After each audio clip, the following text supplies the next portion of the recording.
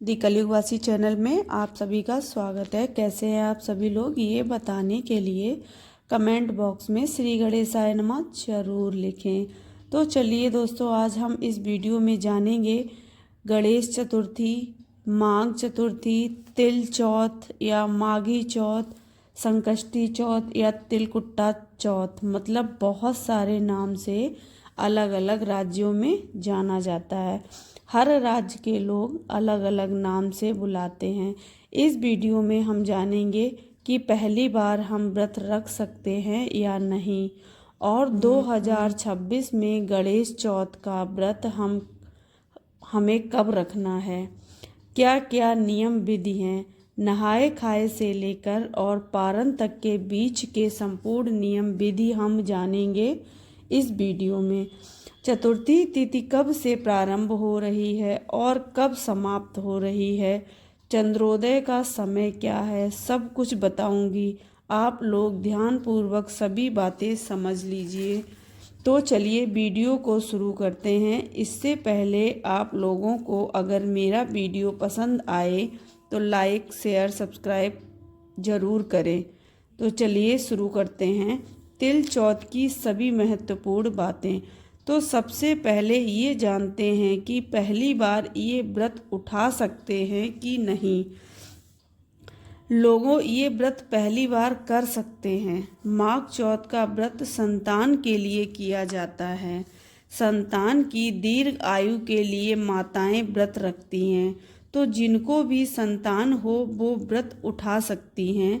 आइए जानते हैं कि अनाज को खाना है या नहीं खाना है, चंद्रोदय होने के बाद खा सकते हैं या नहीं। बहुत से लोग नहीं जानते हैं कि यह व्रत फलाहार किया जाता है या खाकर। चंद्रमा को अर्घ देने के बाद फलाहार कर सकते हैं, लेकिन अन्न नहीं खा सकते। पूरे दिन निर्जला ही रखा जाता है। शाम को पहले गणेश जी की पूजा करनी है, फिर चंद्रमा को अर्घ देना है। चंद्रमा को अर्घ देते समय कच्चे गाय के दूध के साथ अर्घ दिया जाता है।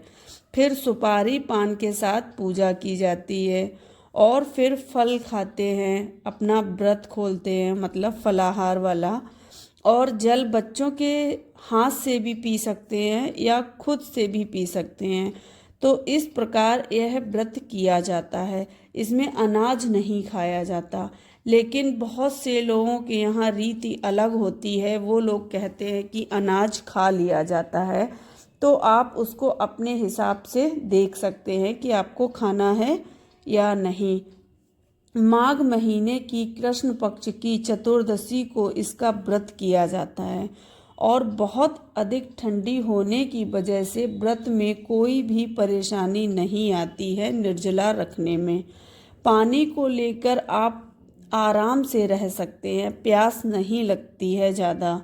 आपको पता है माघ में बहुत अधिक ठंडी रहती है, और इस महीने में आप एक बात का विशेष ध्यान रखें कि आपको तिल पूर्णिमा से पहले ही खरीद लेने हैं, क्योंकि माघ महीने में तिल नहीं खरीदा जाता है। इस बात का विशेष ध्यान रखें। इसमें गणेश जी की पूजा में तिल का पहाड़ या बकरा बनाया जाता है, उसकी आकृति बना के उसको काटा जाता है। आपके यहाँ जो भी होता हो, हमारे यहाँ तो बकरा बनाया जाता है। सबके घर का अलग अलग नियम होता है, तो आप अपने हिसाब से कर लीजिएगा जैसा आपके यहाँ होता हो। सफ़ेद तिल या काला तिल ही लेना है। आपके यहाँ जो चढ़ता हो, हमारे यहाँ तो काला चढ़ता है। 6 जनवरी को यह व्रत पड़ रहा है। दिन मंगलवार का है और चंद्रोदय का समय लगभग 9 बजे के आसपास ही है, क्योंकि उससे पहले आप अर्घ मत दीजिएगा, क्योंकि सर्दी के कारण चंद्रमा देर से भी दिख सकता है। तो आप 9:15 के बाद ही अर्घ दें। अब नहाए खाए का क्या मतलब है। नहाए खाए से लेकर पारण तक के संपूर्ण नियम जानेंगे। तो ये व्रत बच्चों के लिए किया जाता है, ये मैं पहले ही बता चुकी हूँ।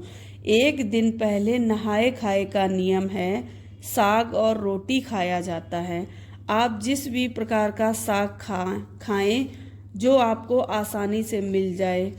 और आप मोटी लिट्टी या मोटी रोटी भी बना लें, जैसे कि बाजरे की, मक्के की, या ये सब चीज़ें आपके यहाँ नहीं है तो फिर आप गेहूं की ही मोटी रोटी बना लें और वही उसी के मतलब वही साग के साथ खाना है आपको। और एक दिन पहले सिर धो लें, क्योंकि बहुत से लोग बोलेंगे कि इस दिन सोमवार है, सिर नहीं धुला जाता है, लेकिन मेरे यहाँ तो जिस दिन व्रत रखा जाता है उसी दिन धुला जाता है। आप अपने हिसाब से देख लीजिए। अगर आप अपना सिर मंगलवार या सोमवार को नहीं धुलती हैं, संडे को धोती हैं, तो उससे पहले आपको एक बात का ध्यान रखना बहुत ज़रूरी है कि सिर धोने के बाद आपको लहसुन प्याज बिल्कुल नहीं खाना है। अगर आपके यहाँ व्रत के पहले मतलब जिस दिन व्रत रखते हैं उस दिन सिर धोते हैं तो प्याज लहसुन खाने में दिक्कत नहीं है। सिर धोने के बाद प्याज लहसुन बिल्कुल भी नहीं खाना है, उसका परहेज करना है। भगवान की पूजा हमें नॉर्मल विधि से सुबह करनी है, जैसे हम लोग डेली की पूजा करते हैं उसी हिसाब से अपनी सुबह पूजा करनी है। उसके बाद सूर्य भगवान को जल चढ़ाएं, उसमें थोड़ी सी रोली और मिश्री डाल के सूर्य भगवान को अर्घ दें। और पूरे दिन बच्चों को डांटे मारे नहीं, क्योंकि बच्चों का ही दिन है और हम उन्हीं के लिए व्रत रख रहे हैं, तो इस बात का हमें विशेष ध्यान रखना चाहिए। और शाम को आप अगर नहा सकते हैं तो आप नहा लें, नहीं नहा सकते हैं तो अच्छे से हाथ पैर धोकर ही तैयार हो जाएं फुल श्रृंगार के साथ, और फिर नीचे गणेश भगवान की पूजा करें। सारे वस्त्र धुले हुए ही पहने और गणेश भगवान की पूजा में सुपारी और पान जरूर रखें। सुबह मतलब एक आपको चादर या बेडशीट भी, जो भी बैठ के पूजा करेंगी वो भी आपको धुला हुआ ही लेना है। और यही नियम सबके लिए है, चाहे वो पहली बार कर रहे हों या वो शुरू से करते हुए आ रहे हों, यही नियम के अनुसार सबको व्रत करना है। शाम को तैयार होकर गणेश जी की पूजा करनी है। फिर चंद्रोदय के लिए आपको अपनी छत पर जाना है, चंद्र भगवान का इंतजार करें और पूजा में शकरकंद, गाजर, तिल और भी अनेक प्रकार के फल मिठाई लेकर चढ़ाएं, या जो भी आपके यहाँ कुछ अलग चढ़ता हो उसको रखें। और फिर वहीं पर बच्चों के साथ बैठकर सकट चतुर्थी की जो कथा होती है उसको भी सुने। उसके बाद अर्घ दें और फिर अपना पारण करें, जिस प्रकार से आपके यहाँ किया जाता हो। गणेश जी को पान सुपारी अवश्य चढ़ाएं। अगर वीडियो अच्छी लगे तो लाइक, शेयर, कमेंट, सब्सक्राइब जरूर करिएगा। फिर मिलते हैं एक नई जानकारी के साथ, तब तक के लिए राधे राधे, जय श्री हरि।